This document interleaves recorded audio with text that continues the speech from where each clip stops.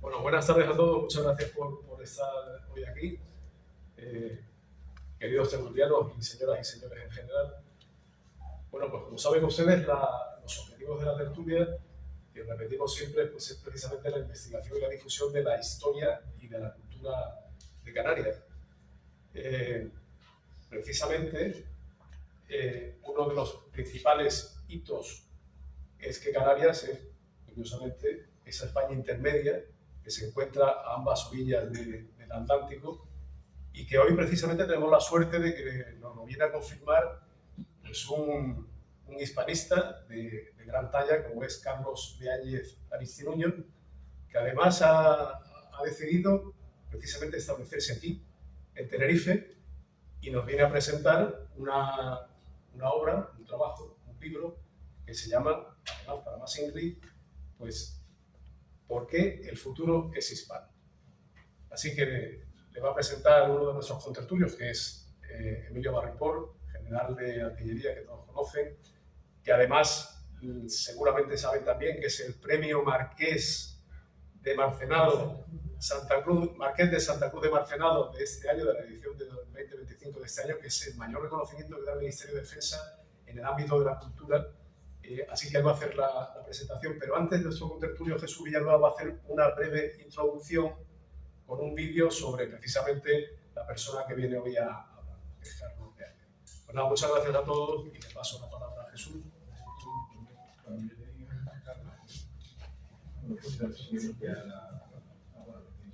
Bueno, vamos a ver, buenas tardes, repito yo, muchas gracias por estar aquí. Vamos a ver un vídeo de 4 minutos y un poco más, que es un extracto del documental extraordinariamente importante y bellísimo de José Luis López Linares, que es Hispanoamérica, un canto a la vida y la esperanza, ¿no? De vida y esperanza. En ese documental sale nuestro invitado de hoy, Carlos de Áñez, es uno de los participantes en el documental, de los países que participan en ese documental, y en este extracto particularmente pues hay varias intervenciones suyas que nos va a gustar ver y vamos a compartir. Así que vamos a verlo y disfrutemos de este. Yo, si no lo han visto ustedes, busquen la oportunidad de poder ver el documental, que además Carlos lo menciona en su libro, el libro que vamos a presentar hoy, y habla de él también porque es un documental importantísimo. Que básicamente dice lo siguiente: nosotros éramos santos indígenas. Ese paraíso, situación paradisíaca e interrumpida por la llegada de unos barbudos singularmente crueles que solo vinieron a robar, pillar, dejar, matar, etc. La historia mítica que late en el corazón y en la mente de muchísimos hispanoamericanos es completamente falsa y muy peligrosa. Quito quizás es el otro ejemplo en ese sentido, porque pero sin embargo tenemos una ciudad maravillosa, llena de riquezas, que demuestra lo contrario. O sea, ¿cuál es la intención? De matar a todos los indios y poner los hospitales, de robarle todo el oro y llenar la iglesia de compartida de todo el oro que había.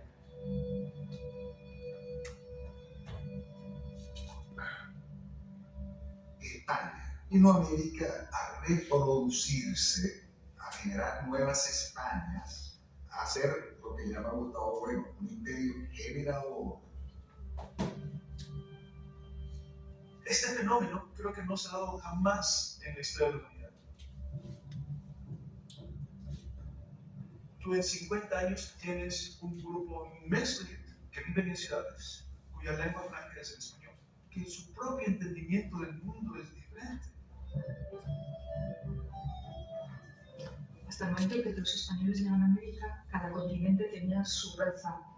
Aquí ya todo el mundo se mezcló con todo el mundo. Eso implica una percepción de que todos somos personas, que por encima de determinadas diferencias puede existir una naturaleza común y una riqueza y una pluralidad culturales que son perfectamente compatibles con la existencia de la verdad. La verdad no uniforme, la verdad única, que es distinta. Algo muy bonito es venir nuevamente a ver a la Virgen y parece que está muy bien. A ver, la única jugador que no le montañas. Hispanoamérica tiene 3 figuras femeninas estelares. La Virgen de Guadalupe, como figura femenina protectora. Isabel la Católica, que da la igualdad, la dignidad. Por la malicia tenemos el puente. El papel de Doña María es fundamental porque es entre una tradición cultural y política entre dos mundos que se encuentran. Entre este arco y la pared del fondo se asignó una tumba para la familia de Atahualpa. Y era comprensible, el crucero de la iglesia se da a las élites y los Atahualpa estaban dentro de la élite social. Si son súbditos libres de la corona, deben ser bien tratados. Isabel fue una mujer muy visionaria. A finales del siglo XV la escritura era legítima en Castilla y, sin embargo, unas islas de tierra firme que no se conocían abren la posibilidad de un mundo nuevo.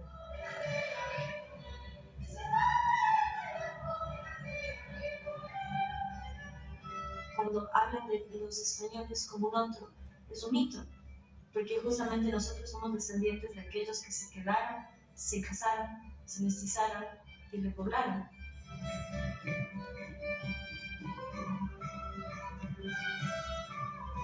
Nosotros, los hispanoamericanos, que incluye España, nos desconocemos y lo poco que conocemos no nos parece bueno. Si nosotros nos conociésemos de manera suficiente, palparíamos la realidad de nuestra comunidad. Conozcámonos un poco más para poder vivir bajo el sol desde nuestros parámetros dentro de la civilización hispánica, que es nuestra casa.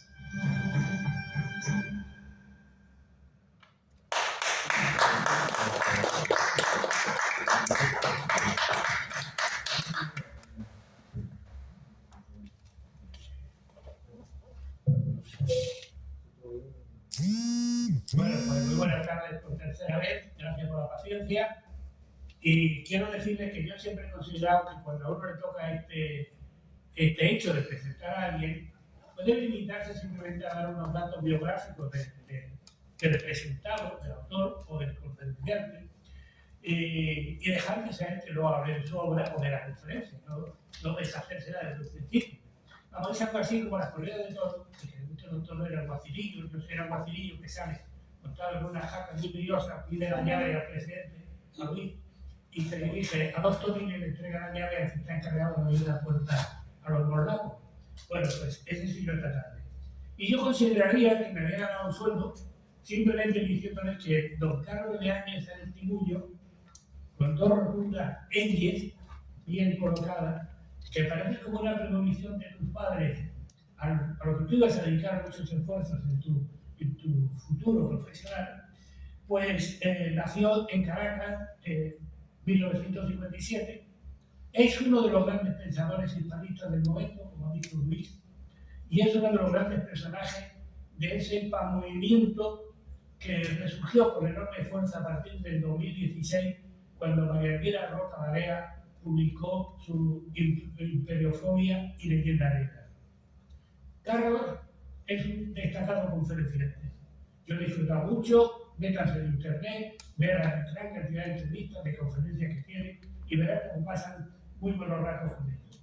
Es un incansable investigador, un excelente profesor universitario, lo han visto ahí en la Universidad Simón Bolívar de Caracas, un articulista prolífico, con temas que siempre inciden especialmente en la hispanidad, en la hispanización. Lo hemos visto, lo acabamos de ver en el tráiler, como se decía cuando yo era pequeño, del avance de la maravillosa película documental Hispanoamérica, Canto de Vida y Esperanza, la que tiene más participación, claro, de José Luis López Linares. Quiero destacar también que tiene un dominio asombroso del idioma español. Y esa cualidad o esa virtud, él no la quiere inculcar a nosotros siempre, a través de sus obras, en nuestras conversaciones tenemos que hablar español y hablarlo cada vez mejor y perfeccionarlo. Y cómo no, es un luchador infatigable contra la leyenda negra. En esa lucha nos enseñan toda su trayectoria, toda su obra, que el arma fundamental con que contamos para destruir la leyenda negra es nuestra lengua. La leyenda negra es nuestra lengua, el idioma español es nuestra mejor arma. La mejor arma que tenemos en ambos lados del Atlántico, un Atlántico que hoy en términos de comunicación humana es mucho más pequeño que lo que dicen los mapas, está mucho más reducido.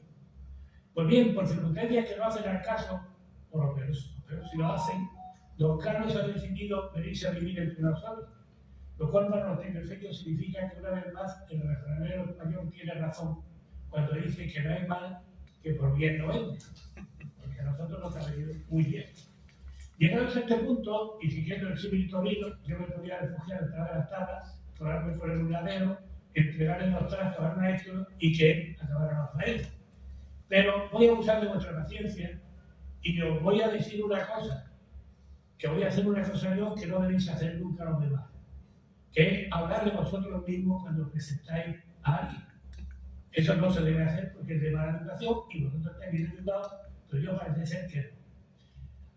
Hace ahora 20 años justo, en el año 2005, y a instancia de un compañero que ya está en el cielo con el señor de los ejércitos, Pedro Pérez Andreu, di una charla en el Real Casino de Tenerife, que parece ser que gustó porque la repetí luego en la económica nuestra de La Laguna, en la económica de Las Palmas, en la residencia militar de Las Palmas, en el casino de los Llanos de Avillanes y en el club náutico de Santa Cruz de la Palma.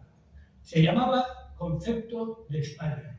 Bueno, se llamaba y se llama, pues está colgada en la página web de la tertulia y si alguno quiere ganas de leerla, pues la puede leer. En esa charla, al terminar, yo acababa con 5 deseos, 5 o 6 deseos. Y el último párrafo, de antes de decir buenas noches y muchas gracias por su atención, el último párrafo era literalmente este deseo. Que dentro de 100 años, una persona en este mismo salón, donde estaba dando la charla, comience sus palabras diciendo: queridos amigos, nos reunimos hoy aquí representantes de la gran España, la que tiene una rama en Europa y otra en América. Un representante de ese mundo hispánico floreciente que tiene por delante un sugestivo proyecto común. No han hecho falta 100 años, solo la quinta parte, 20. Porque esta tarde aquel deseo mío se está convirtiendo aquí y ahora en una gozosa realidad. Como ha dicho Luis, esta tarde tenemos entre nosotros a Carlos. Y no se imaginan los que no son tertulianos la felicidad que sentimos los tertulianos porque esta presentación de tu libro se haga en nuestro humilde ser. Porque Carlos es un hombre que conoce muy bien las dos ramas de ese árbol, la rama de Europa y la rama de América. Y puede hablar sin ambajes, sin tapujos, sobre lo mucho que nos une y ante el futuro lanza su canto de esperanza, su optimista canto de esperanza. Una esperanza que, repito, para él nace fundamentalmente de la riqueza inmensa que supone el idioma español. Esa poderosa máquina de herramientas que utilizamos sin darnos cuenta, más de 500 millones que la tenemos como lengua materna y otros casi 100 millones o más que la tienen también, la usan corrientemente. Y ese potencial es aún mayor ahora mismo, nos dice en su libro, porque si vencemos el reto que nos presenta el ciberespacio, podremos alcanzar las más altas cotas que nunca haya conocido la hispanidad. Hace poco le leí una entrevista que él decía que el oso hispano se durmió al principio del siglo XIX, pero que ya está renaciendo el oso, la hispanidad.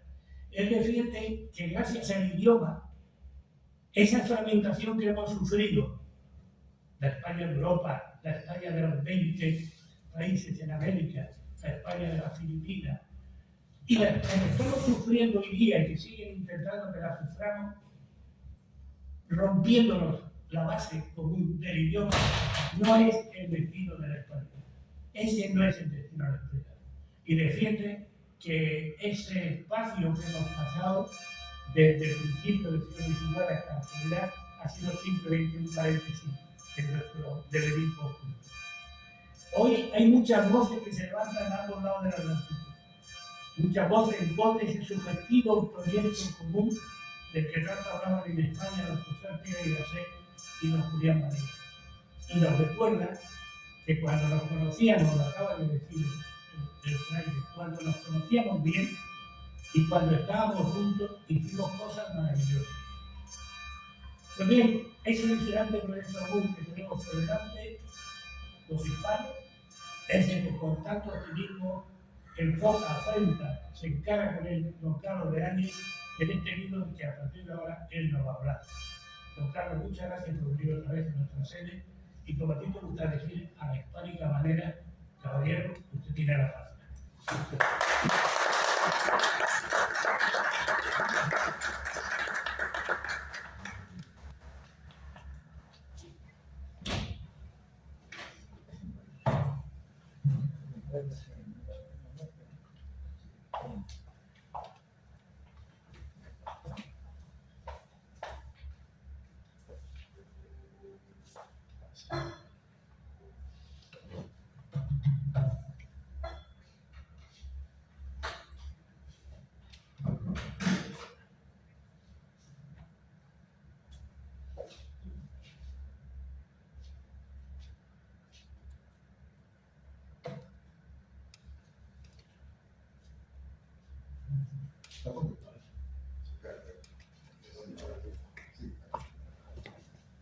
Bueno, muchísimas gracias de verdad a todos por su paciencia, por estar aquí. Espero que lo que vamos a estar hablando sea de total interés. Antes que todo, quisiera agradecer a la tertulia, a los amigos de la tertulia, básicamente a Luis García, a Emilio Abad, que tan gentilmente nos ha presentado, a Jesús Villanueva, a Carlos Vallés. Y bueno, vamos a entrar entonces de lleno un poco en el tema, ¿no? Uno cuando lee un libro, o cuando lo hace, supuestamente debería prestar especial atención a los epígrafes, que son como unos pensamientos que anteceden a toda la obra, ¿no? Yo voy a leer los 3 epígrafes que le puse al libro, porque pienso que irrigan todo el libro y todo lo que yo trato de plantear. El primer epígrafe dice lo siguiente: 2 principios católicos romanos me resultan admirables y los comparto sin titubeo, a saber, que todos los seres humanos son hijos de Dios, si lo hubieran, y que están dotados de libre albedrío.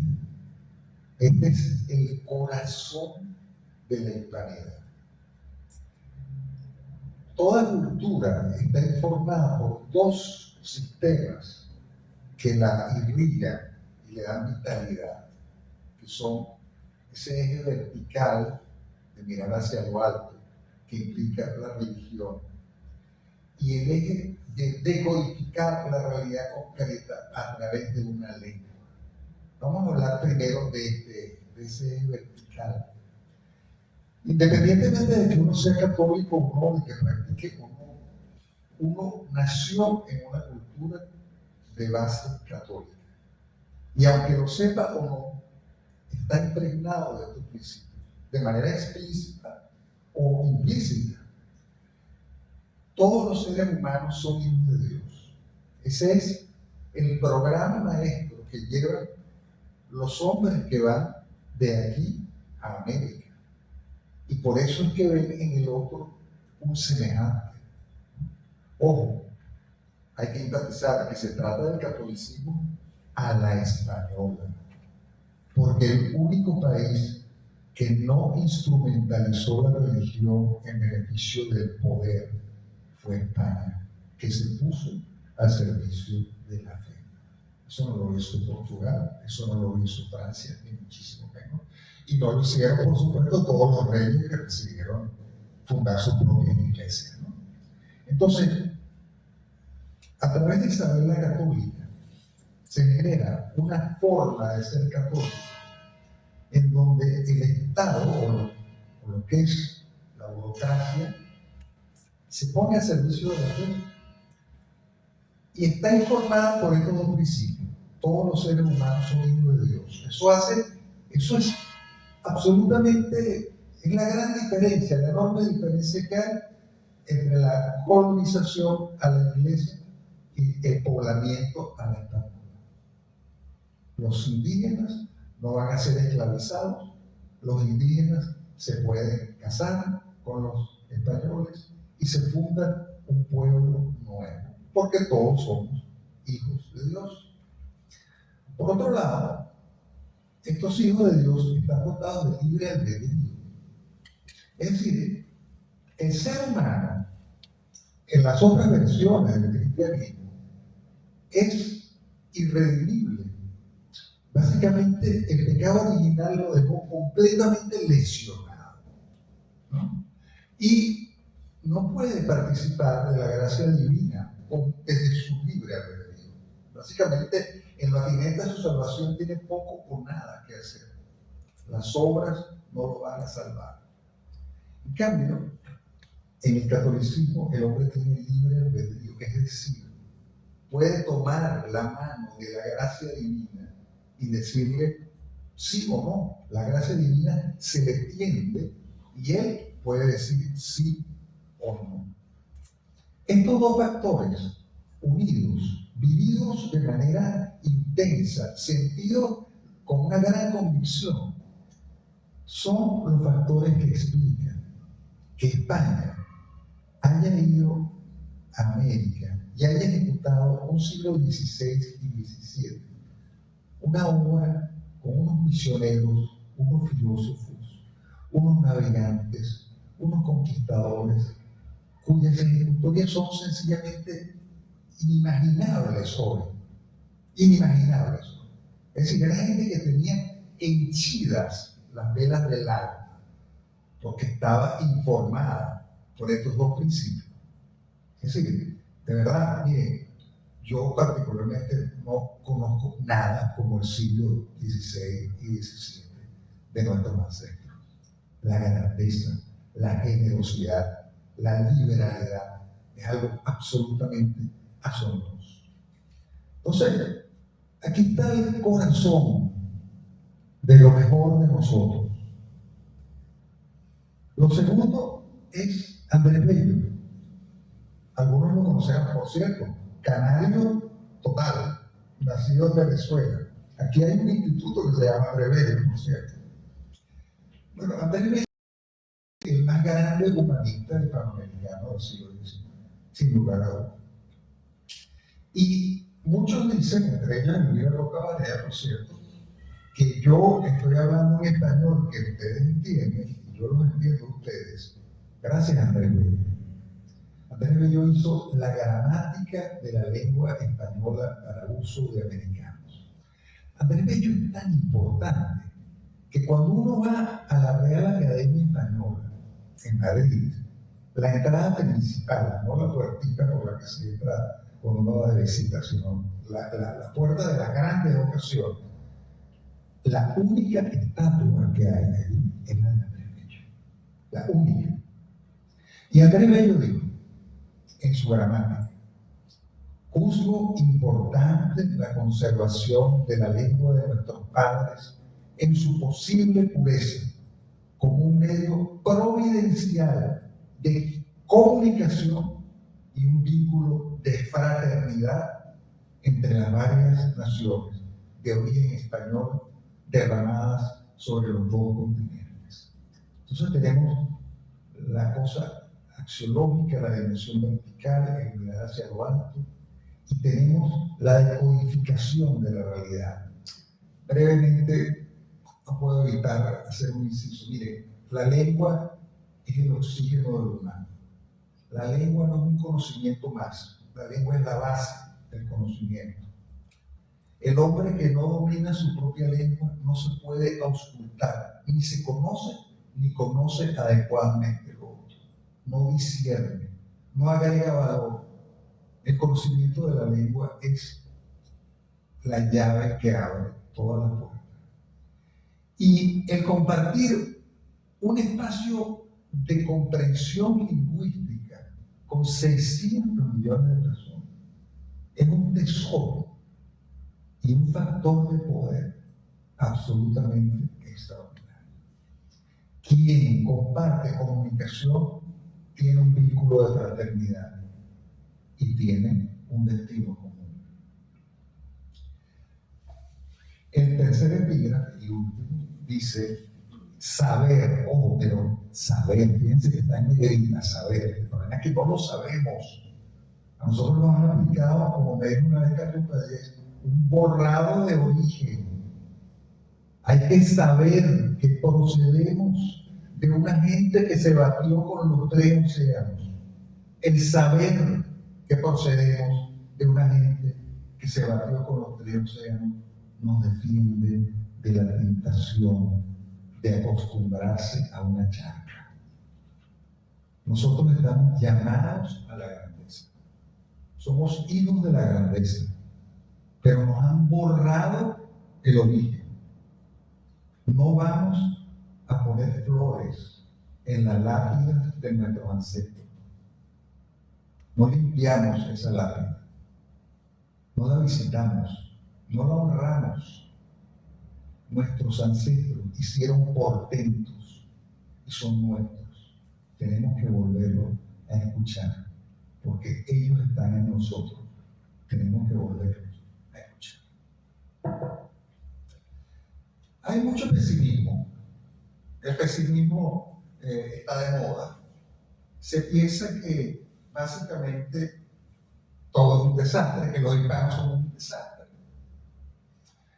Y yo digo, bueno, si estás a ras de tierra y lo que tienes es una foto y estás viendo un ángulo, no cabe duda que puedes sacar una cantidad de fotos feas, ¿no? Por ejemplo, en Venezuela, ¿no? Puedes sacar una cantidad de fotos feas. Pero si tú estás montado en un dron y no estás tomando una instantánea, sino una película, tú puedes ver que estamos mal, pero vamos bien. Y eso es lo que yo vengo un poco a tratar de que hacerle a usted visible. Porque cuando nosotros nos quedamos subsumidos en la foto a ras del suelo y desde un ángulo específico, no nos damos cuenta de que la hibernación del oso hispánico, que comenzó hace 200 años con las secesiones más llamadas independencias hispanoamericanas, está dando signos de final. Está comenzando un nuevo ciclo. Yo postulo una esperanza racional, no una esperanza loca, una esperanza absolutamente racional, absolutamente tangible. Yo quiero que ustedes cuando salgan de aquí sientan el inmenso costo de oportunidad que significa no aprovechar nuestro gigantesco potencial. Hace 200 años comenzamos a ser subalternos y alienados, maquineros, servidores de otros más ricos que nosotros. En el siglo XVI y XVII dábamos la hora, poníamos los meridianos, decíamos hacia dónde iba el mundo. ¿Qué pasó? ¿Qué pasó? Vamos a ver. Una esperanza racional. Estamos en un mundo nuevo. El mundo, nosotros vivimos juntos 300 años. Hace 200 años comenzaron unas grandes rupturas que nos separaron. Había inmensas distancias geográficas.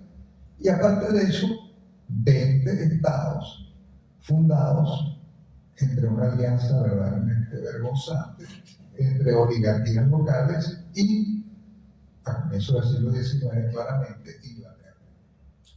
Ahora bien, el mundo de hoy está ejecutando un cambio antropológico del cual no somos totalmente conscientes.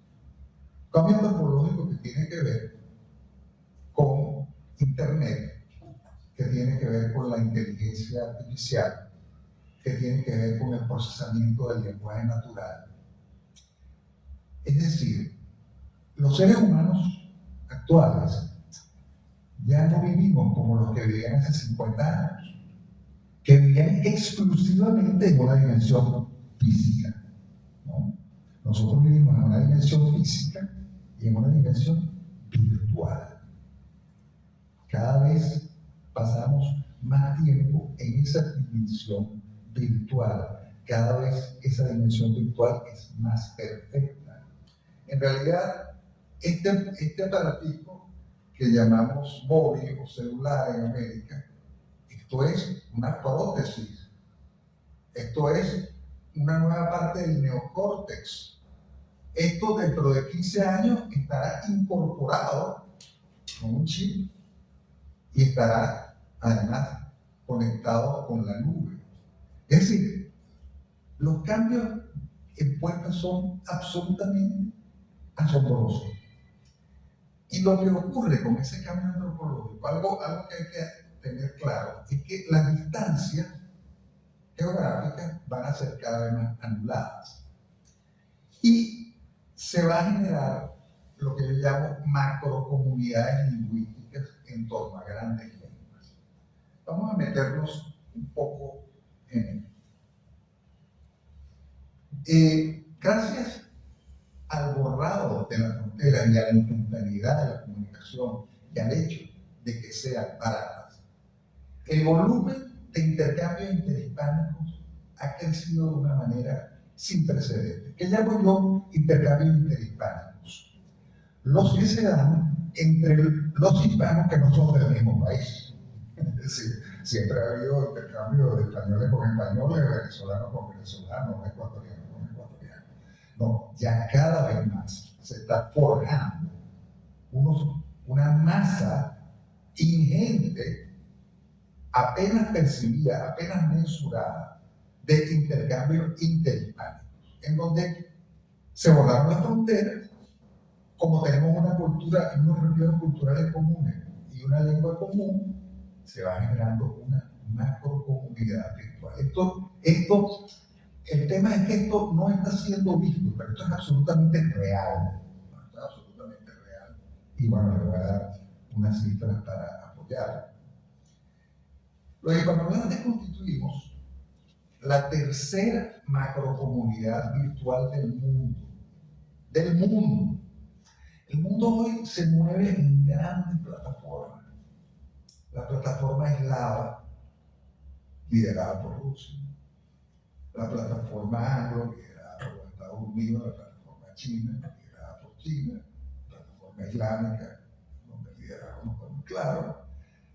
La plataforma hispánica. El bloque histórico-cultural hispánico es el que nos pone al máximo nivel de la dialéctica que llama la gente de Gustavo Bueno, que es la dialéctica de imperios. Ese es nuestro nivel. Nosotros tenemos que estar allí. El mundo se está moviendo en torno a grandes plataformas. Tenemos que buscar liderazgos, formas de cohesión para asegurar nuestra continuidad histórico-cultural. Entonces, fíjense, no tenemos lo que tenemos en pocas cosas. Somos ya la tercera macrocomunidad virtual. Esto, confieso, es algo que la gente no percibe.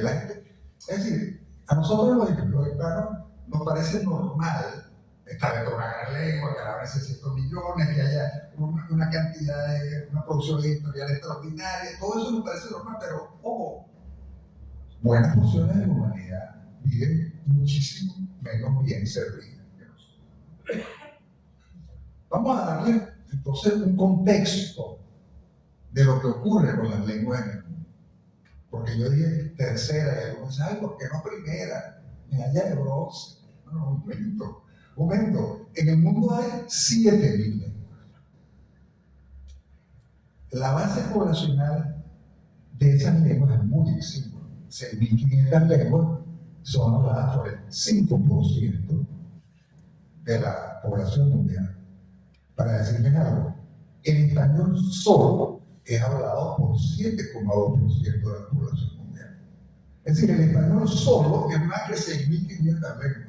Solo. La riqueza se genera prácticamente en 12 lenguas. La mayoría de las lenguas que hay en el mundo solo sirven para estar por casa. Por eso se la llaman lenguas pijama. Lenguas políticamente correctas. Esas lenguas que son maravillosas, como todas las lenguas, pero la mayoría de las lenguas del mundo son para estar por casa, para pequeñas tradiciones. A la hora de llenar la planilla para el impuesto, pues no voy a poder. ¿No? A la hora de ir a un pueblo que esté a 50 kilómetros ya no me van a entender, etc.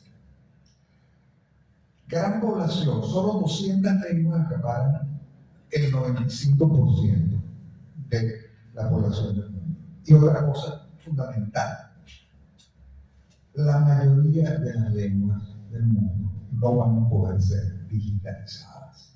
Y ustedes dirán, bueno, ¿qué importa? Es vital. La lengua que no esté. ¿Qué es la digitalización? La digitalización es la puesta en formato de todo tipo de objetos, de manera tal que pueda ser procesado por la inteligencia artificial, etcétera, etcétera. Lengua que no esté adecuadamente digitalizada, lengua que, como decimos en Venezuela, no va para el baile. ¿No? Realmente. Es decir, la digitalización de la lengua y de la cultura es algo fundamental, ya que la dimensión virtual está tomando la puerta. Y la digitalización de la mayoría de las lenguas es prácticamente imposible, ya que, entre otras cosas, la mayoría de las lenguas ni siquiera tienen alfabeto. Hay que alfabetizarlas, hay que generarle un alfabeto, hay que generar escritura, etcétera, etcétera. Continuemos. ¿Qué pasó aquí? Estoy siguiendo.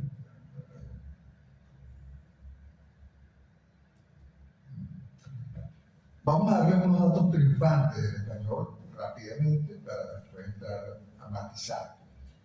El español es una lengua plenamente equipada, es decir, tiene léxico pleno, tiene gramática plena, tiene ortografía, lo que es una cosa esencial para la unidad de la lengua, está adecuadamente digitalizada, etc. Es la primera lengua de América. Es decir, es la única lengua que usted puede usar en cualquier país americano, desde Canadá hasta Argentina y Chile, que es el español, no el inglés. No el inglés. Usted va por Hispanoamérica y la gente religiosamente no habla inglés. Es decir, los hispanoamericanos hablan solo español, a menos que sean parte de una minoría que no pasa del 2%, que son los que agencian las relaciones de poder. Es la primera lengua latina. Hablando de las lenguas que proceden del latín, el 50% de los hablantes de lengua latina son españoles. O sea, de cada 2 hablantes de lengua latina, 1 es español. Es la primera en implantación. ¿Qué quiere decir esto?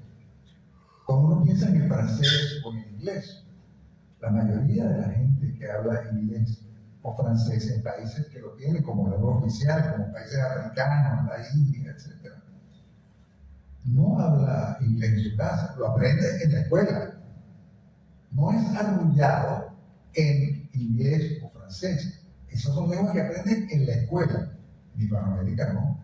Nosotros hablamos español desde chiquito. O sea, nosotros somos arrullados en español. Y cuando una lengua es lengua materna, ya no es solo factor de comunicación, sino también es factor de identidad. Entonces allí el corazón está mucho más involucrado. Es la segunda lengua materna del mundo. El español tiene más hablantes en lengua materna que en inglés. El inglés tiene más hablantes porque tiene una cantidad de personas que dicen que hablan inglés. Ese es un gran tema que sobre todo podemos extenderlo y que está muy estudiado porque en realidad, fuera del núcleo duro de hablantes de lengua materna, el dominio de inglés de esas personas que dicen hablar inglés es absolutamente aleatorio. Y generalmente solo sirve para preguntar dónde está el baño o pedir un café y no entender la respuesta que te dan. Bueno, es la segunda lengua en inteligencia artificial. Esto es clave. Es la lengua más trabajada en inteligencia artificial después del inglés. De hecho, el par de traducción más trabajado, de traducción e interpretación más trabajado por la inteligencia artificial es el par de traducción español-inglés. En español está el tercer poder de compra, visto desde un punto de vista lingüístico, el tercer PIB, desde el punto del tercer PIB, y es la tercera lengua en Internet. Vamos a ver entonces, hemos hablado del ciberespacio y de que el ciberespacio es fundamental. Ahora, ¿hasta qué punto estamos nosotros realmente en el ciberespacio? Pues estamos absolutamente adentro. La tercera macrocomunidad, en lo que se refiere al ciberespacio, son los hispanos, por 7,9%. 70% de los hispanos tiene acceso a la red. Ustedes dirán, oye, el 30%, oye, es como un poquito, ¿no? Si uno agarra esa misma estadística para el inglés, es 76%, o sea, tampoco es una enorme diferencia. 55,3% utiliza Internet a diario, 8 horas al día en promedio. Viendo todas las... Es decir, nosotros estamos mutando.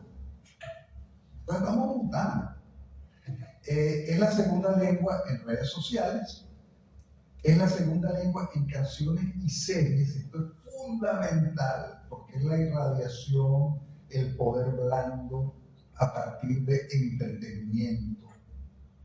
Despacito. Es decir, esa canción hizo más por el español ese año que todos los institutos cervantes del mundo, ¿no? Porque todo el mundo lo está cantando, todo el mundo le está dando la vuelta, etc. Es la segunda lengua para las inteligencias artificiales populares, como ChatGPT, a quien le llamo Gerardo Pérez Torres, y Gemini. Continuemos.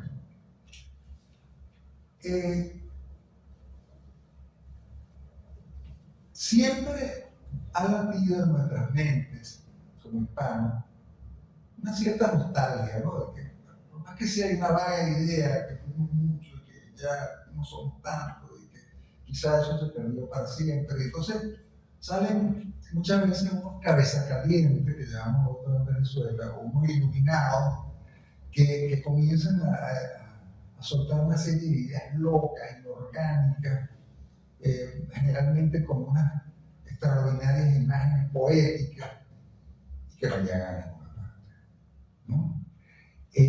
Yo pienso que ese tiempo se acabó, porque gracias a los intercambios interhispanos, la unidad va a venir por la evidencia que implica el estar compartiendo una cultura común y una lengua común con personas tan distintas. Y esto va a ir generando una presión independiente, concreta y de abajo hacia arriba. Miren, cuando los hispanos nos proponemos algo juntos, es muy difícil que no lo logremos. Lo que pasa es que casi no nos proponemos hacer nada. Les voy a poner un ejemplo que estaba en la época en donde Internet no era tan pleno como ahora y que sin embargo resultó de una manera rotunda. En Bruselas, creo que fue en Bruselas, en todo caso, para optimizar y para generar una ganancia, se pensó que era mejor generar teclados para los ordenadores sin ñ. Miren, yo no sé qué pasó, pero la ñ tocó una tecla, en el caso de decirlo, de resistencia tan hispánica, tan grande, que aquí está la ñ todavía. Es decir, yo siempre digo, vamos a buscar las ñes necesarias, porque en la medida que nosotros busquemos y consigamos ñes, es decir, causas tan hispánicas que la manejemos adecuadamente en Internet, sencillamente somos ineludibles. Es muy difícil enfrentarse a una comunidad que quiere de manera compacta algo y que pone 600 millones de personas sobre la mesa. Por otra parte, ha ocurrido, aparte del ciberespacio, que implica una gran lengua moviéndose en el ciberespacio por parte de 600 millones de personas, todo ese factor de poder gigantesco, está siendo dinamizado. Está siendo dinamizado por lo que yo llamo la rebelión hispanista. ¿Qué es la rebelión hispanista? Básicamente, la rebelión hispanista es un hartazgo total con el borrado de origen. Un hartazgo total con esa sensación que yo siento que experimentan muchas personas en España de vergüenza con respecto a América, y esa sensación que experimentan muchas personas en Hispanoamérica de resentimiento con respecto a España, lo cual es lo único que nos tiene trabajo. Porque cuando usted tiene una lengua gigantesca convergiendo en un territorio, si usted no se suelta es porque usted está trabado psicológicamente, pero usted es un gigante. Ahora, es un gigante enmarañado, ¿no?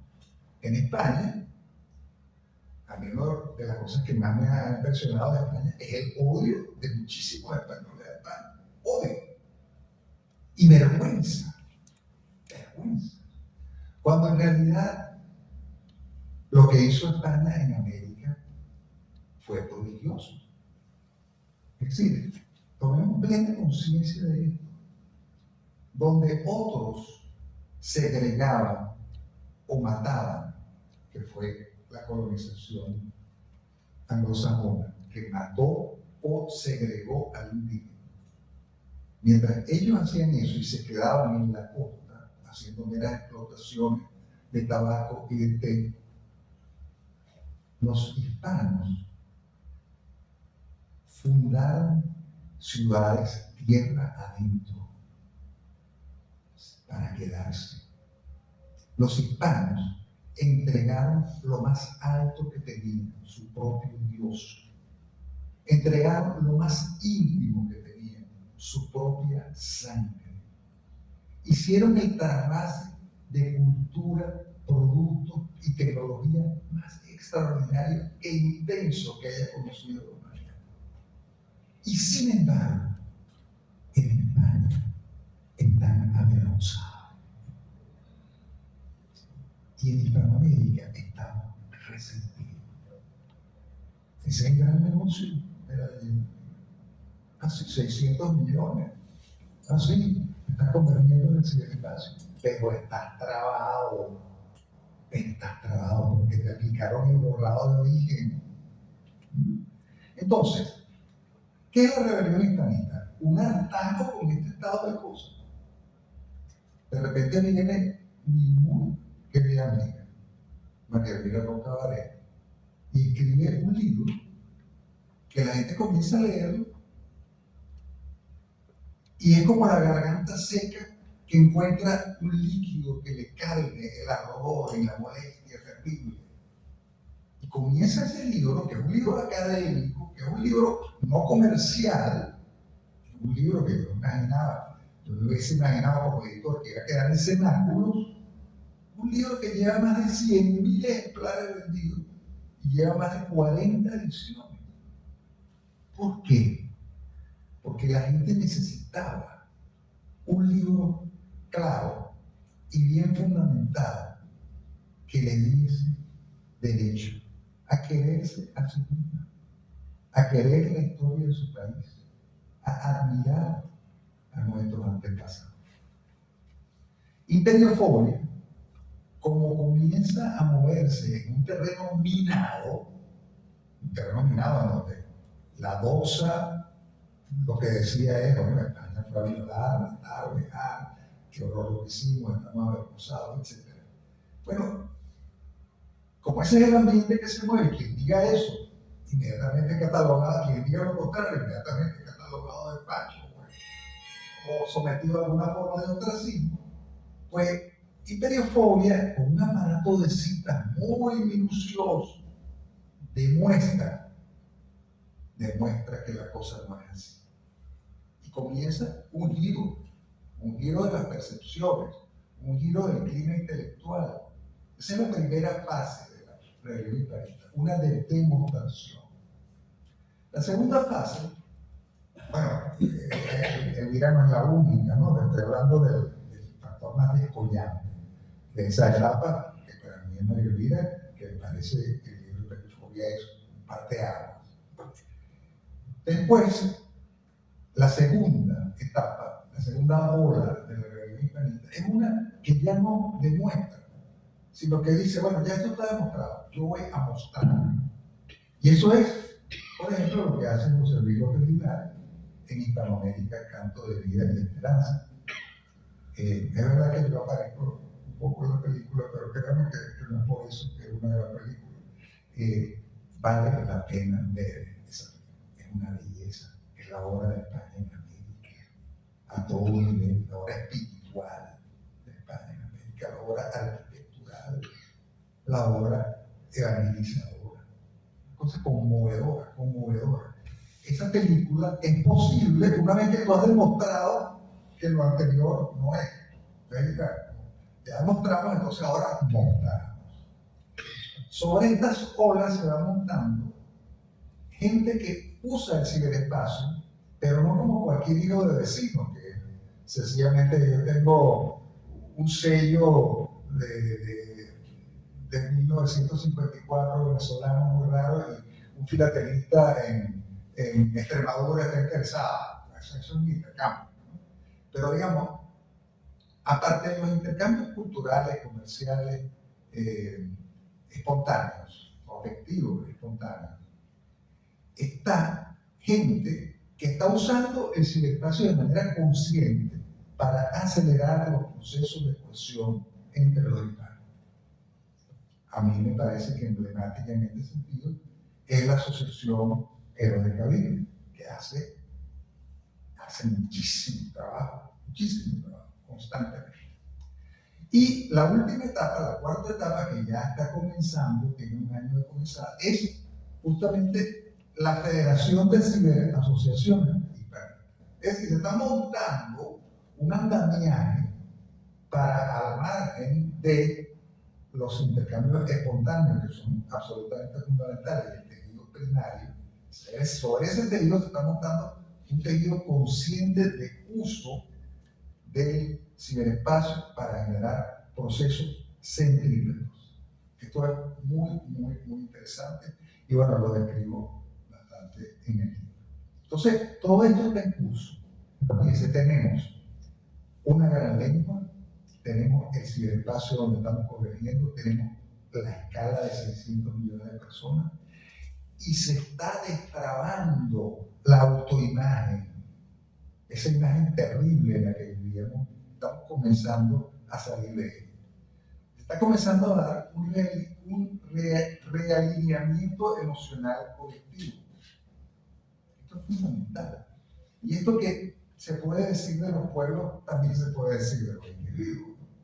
Es decir, tenemos que comenzar a hacer el tránsito de la vergüenza al orgullo. Tenemos que salir del resentimiento al agradecimiento. Yo a mis hijas, que no conocían España, han estado nunca en España, cuando eran pequeñas, yo siempre les decía, por lo menos una cosa, usted ha visto a Juan Pablo II cuando llega de visita a un país, ¿qué es lo que hace? Se pone de rodillas y besa la tierra que pisa. Eso es lo que ustedes van a hacer cuando vayan a España.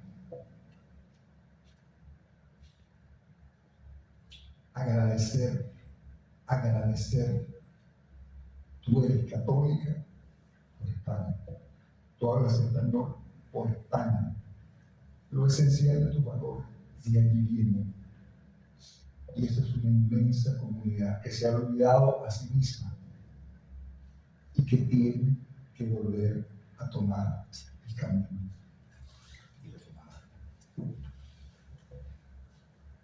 yo pienso que con todos estos factores que les he descrito, nuestras élites van a estar cada vez más bajo presión. Eso todavía no se ve, por supuesto. Bueno, yo no lo veo, claro, que el proceso está en curso. El proceso está en curso, pero es real.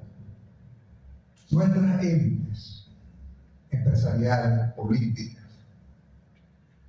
de todo tipo, incluso culturales, en términos generales, lo que buscan es una manera de insertarse en el mundo tal cual es. Y eso no nos sirve. Porque el mundo tal cual es que nosotros somos maquileros, que nosotros somos hoteleros, que nosotros somos amantes ardientes, que nosotros somos... No, bueno, eso está bien. Se puede ser maquilero, se puede ser hotelero, pero también hay que ser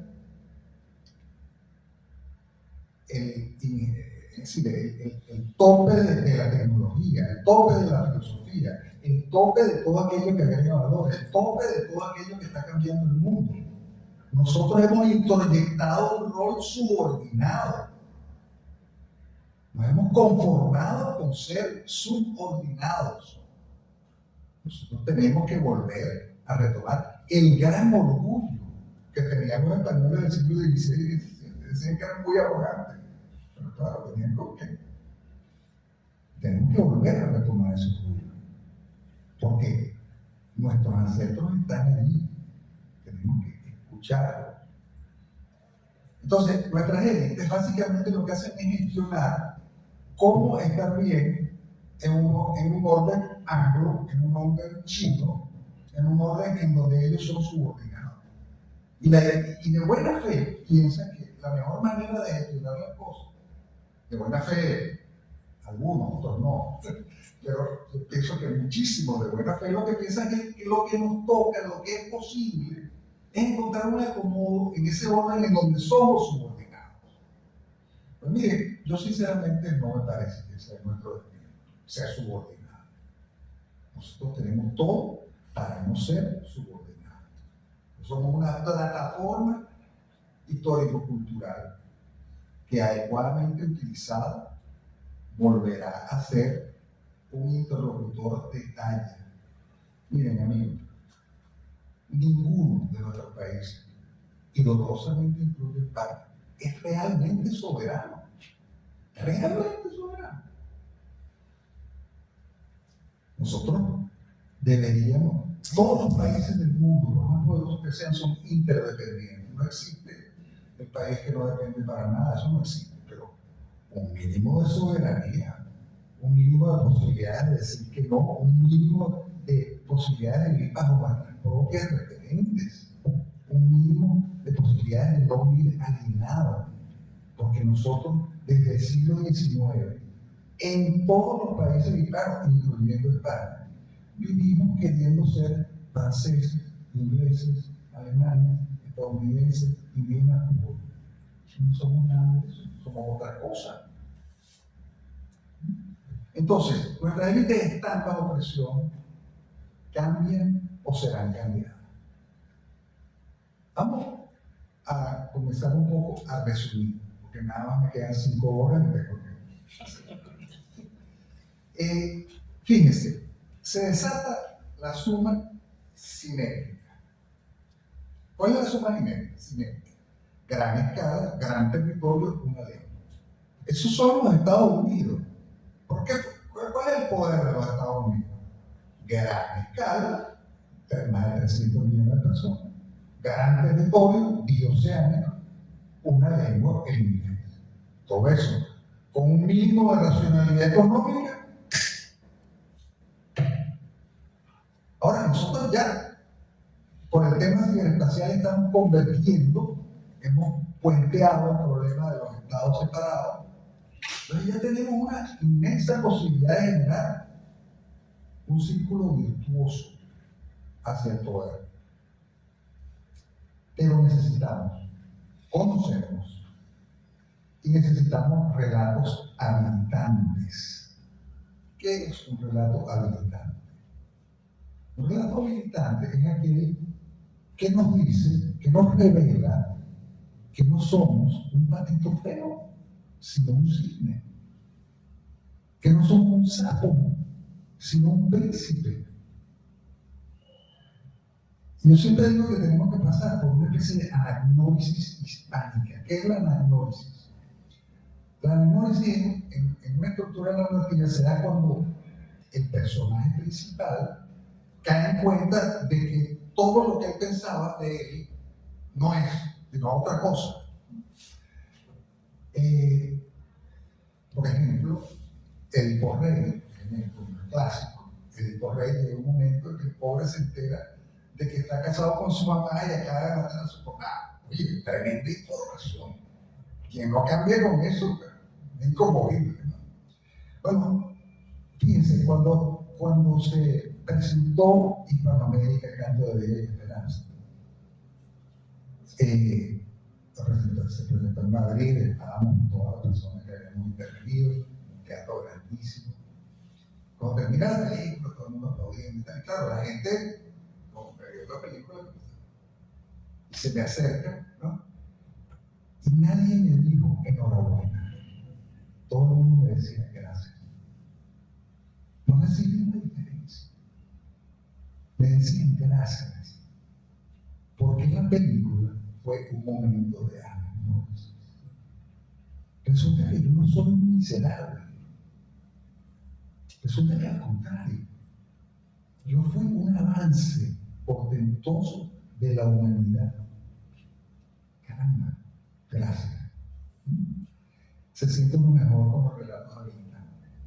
Cuando nosotros aunemos la anagnórisis a la gran escala, al gran territorio, una lengua, otro gallo está cantando. Y recapitulo rápido. La cultura de base católica, todos somos hijos de Dios, dignidad humana universal y libre albedrío, nuestras obras pueden salvarnos.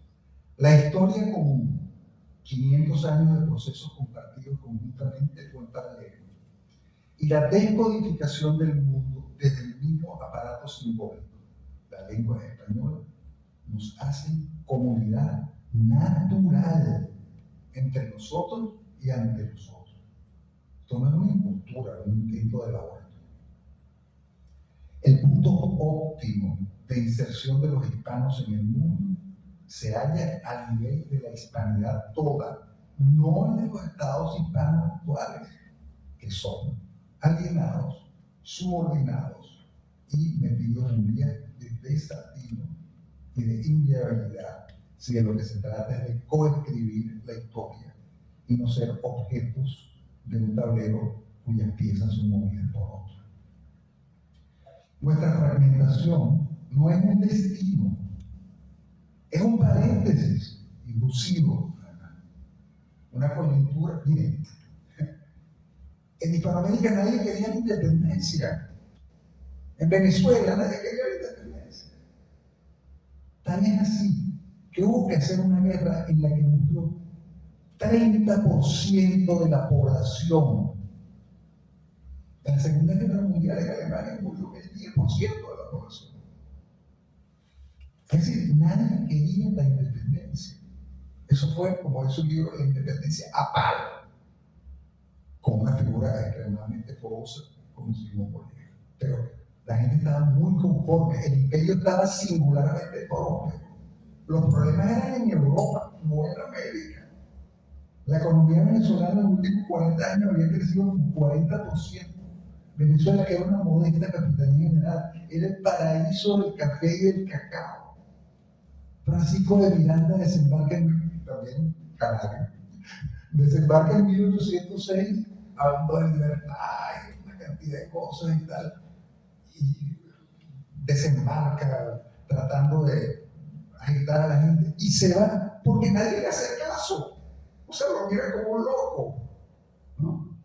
Entonces, hay que entender que el tema de la independencia fue un tema que tenía que ver con el aire de los tiempos, eran tiempos revolucionarios, y un tema de criollos que querían ponerse ellos directamente con todo el poder, obviando que iban a ser meras piezas del ajedrez británico, que fue lo que ocurrió.